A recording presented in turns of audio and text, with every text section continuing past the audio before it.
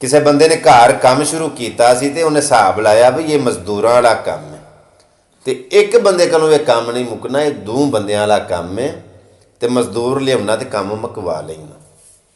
ਉਹ ਮਜ਼ਦੂਰਾਂ ਵਾਲੇ ਅੱਡੇ ਟੁਰ ਗਿਆ ਤੇ ਮਜ਼ਦੂਰਾਂ ਨੂੰ ਉਸ ਪੁੱਛਿਆ ਵੀ ਤੁਸੀਂ ਕਿੰਨੀ ਕਿੰਨੀ ਦਿਹਾੜੀ ਲਓਗੇ ਤੇ ਉਹਨਾਂ ਆਖਿਆ ਅਸੀਂ 800 ਰੁਪਈਆ ਦਿਹਾੜੀ ਲਵਾਂਗੇ।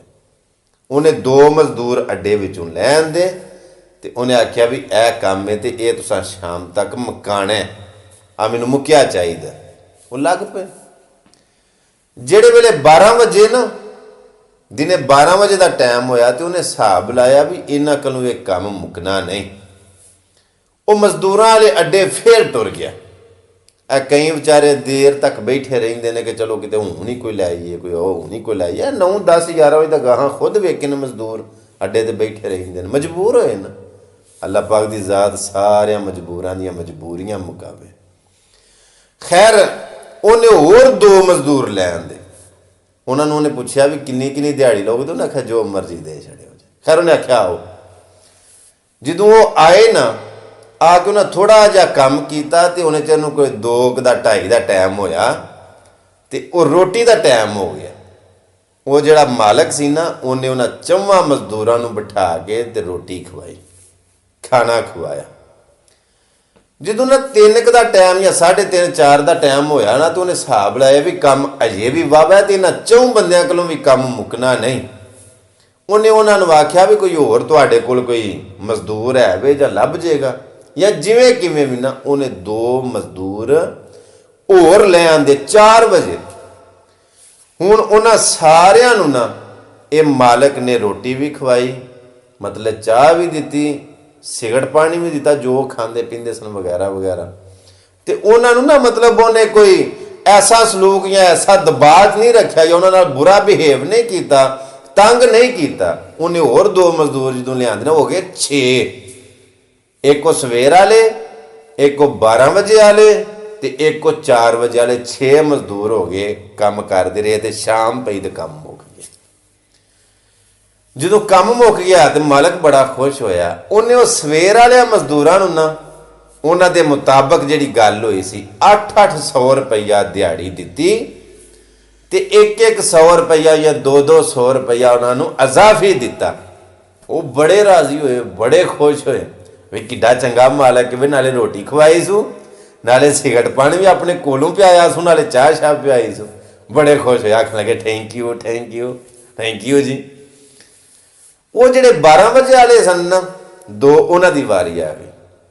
ਉਸ ਮਾਲਕ ਨੇ ਉਹਨਾਂ ਨੂੰ ਵੀ 800 ਰੁਪਈਆ ਦਿੱਤਾ ਤੇ ਉੱਤੇ ਅਜ਼ਾਫੀ ਇਨਾਮ ਜਿਨ੍ਹਾਂ ਜਿਨ੍ਹਾਂ ਉਹਨਾਂ ਨੂੰ ਦਿੱਤਾ ਸੀ ਉਹਨਾਂ ਨੂੰ ਵੀ ਦੇ ਛੱਡਿਆ। ਉਹ ਬੜੇ ਰਾਜ਼ੀ ਹੋਏ, ਆਖਣ ਲੱਗੇ ਜਨਾਬ ਬਹੁਤ ਸ਼ੁਕਰੀਆ, 12 ਵਜੇ ਆਏ ਸਾਂ, ਮਾਸ਼ਾਅੱਲਾ ਰੋਟੀ ਵੀ ਖਵਾਈ ਜੇ, ਚਾਹ ਵੀ ਪਿਆਈ ਜੇ, ਸਿਗਰਟ ਵੀ ਪਿਆਏ ਜੇ, ਦਿਹਾੜੀ ਵੀ ਪੂਰੀ ਦਿੱਤੀ ਜੇ, ਮਾਸਾ ਵੱਧ ਹੀ ਸਕੂੰ ਦਿਹਾੜੀ। ਹੁਣ ਜਿਹੜੇ ਸਵੇਰ ਵਾਲੇ ਸਨ ਨਾ, ਜਿਹੜੇ ਪਹਿਲਾਂ ਉਹਨਾਂ ਦੇ ਮੂੰਹ ਇੰਜ ਲੰਮਾਂਗੇ, ਪਹਿਲਾਂ ਉਹ ਵੀ ਬੜੇ ਰਾਜ਼ੀ ਸਨ, ਉਹਨਾਂ ਦੇ ਮੂੰਹ ਲੰਮਾਂਗੇ ਵੀ ਇਹ ਮਤਲਬ ਇਹਨਾਂ ਨੂੰ 800 ਕਿਉਂ ਲੱਭਿਆ। ਇਹ ਬਾਅਦ 'ਚ ਆਏ ਨੇ, ਇਹਨਾਂ ਨੂੰ ਘੱਟ ਦਿਹਾੜੀ ਲੱਭਣੀ ਚਾਹੀਦੀ ਕਿਉਂਕਿ ਇਹਨਾਂ ਮਿਹਨਤ ਘੱਟ ਕੀਤੀ। ਮਾਲਕ ਉਹਨਾਂ ਨੂੰ ਵੇਖ ਕੇ ਆਖਣ ਲੱਗਾ ਤੁਸੀਂ ਕਿਉਂ ਪਰੇਸ਼ਾਨ ਹੋ? ਆਖਿਆ ਨਹੀਂ ਨਹੀਂ ਅਸੀਂ ਨਹੀਂ ਪਰੇਸ਼ਾਨ, ਕੋਈ ਪਰੇਸ਼ਾਨੀ ਨਹੀਂ। ਹੁਣ ਇਹ ਬੜੇ ਰਾਜ਼ੀ ਸਨ। ਉਸ ਮਾਲਕ ਨੇ ਉਹ ਜਿਹੜੇ 4 ਵਜੇ ਮਜ਼ਦੂਰ ਆਏ ਸਨ ਨਾ, ਉਹਨਾਂ ਨੂੰ ਵੀ 800 ਰੁਪਈਆ ਦਿੱਤਾ ਤੇ ਉੱਤੇ ਜਿਵੇਂ ਪਹਿਲਿਆਂ ਨੂੰ ਇਨਾਮ ਦਿੱਤਾ ਸੀ ਨਾ, ਜੀ ਉਹਨਾਂ ਨੂੰ ਵੀ ਇਨਾਮ ਦੇ ਛੱਡਿਆ। ਉਹਦੇ ਮਾਰਨ ਨਾ ਪੁੱਠੀਆਂ ਛਾਲਾਂ ਤੇ ਆ ਘੰਟੇ ਕਿਉਂ ਸਰਕਾਰ ਤੁਹਾਡੇ ਜਿਹਾ ਬੰਦਾ ਤਾਂ ਵੇਖਿਆ ਹੀ ਨਹੀਂ। ਕਿਆ ਬਾਤ ਹੈ, ਮਤਲਬ ਇਹ ਵੀ ਅਸੀਂ 4 ਵਜੇ ਆਏ ਹਾਂ, ਉਨੀ ਦਿਹਾੜੀ ਲੱਭ ਗਈ ਜਿੰਨੀ ਸਵੇਰ ਵਾਲਿਆਂ ਨੂੰ ਲੱਭੀ ਹੈ। ਰੋਟੀ ਸ਼ੋਟੀ ਪਾਣੀ ਸ਼ਾਣੀ ਚਾਹ ਚਾਹ ਹਰ ਸ਼ਾਇ ਸਾਨੂੰ ਦਿੱਤੀ ਹੈ, ਕੰਮ ਥੋੜ੍ਹਾ ਜਿਹਾ ਕੀਤਾ ਤੇ ਉਹਨਾਂ ਨੂੰ ਵੀ ਉਸ ਇਨਾਮ ਵੀ ਦੇ ਛੱਡਿਆ।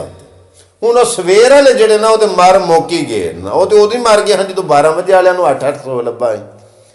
ਤੇ ਉਹ ਮਾਲਕ ਨੇ ਉਹਨਾਂ ਦੇ ਜਦੋਂ ਚਿਹਰੇ ਵੇਖੇ ਨਾ ਤੇ ਉਸ ਆਖਿਆ ਕੀ ਗੱਲ ਤੁਸੀਂ ਐਡੇ ਪਰੇਸ਼ਾਨ ਕਿਉਂ ਹੋ? ਤੁਹਾਨੂੰ ਰੋਟੀ ਨਹੀਂ ਲੱਭੀ, ਚਾਹ ਨਹੀਂ ਲੱਭੀ, ਪਾਣੀ ਨਹੀਂ ਲੱਭਾ, ਸਿਗਰਟ ਨਹੀਂ ਲੱਭੇ?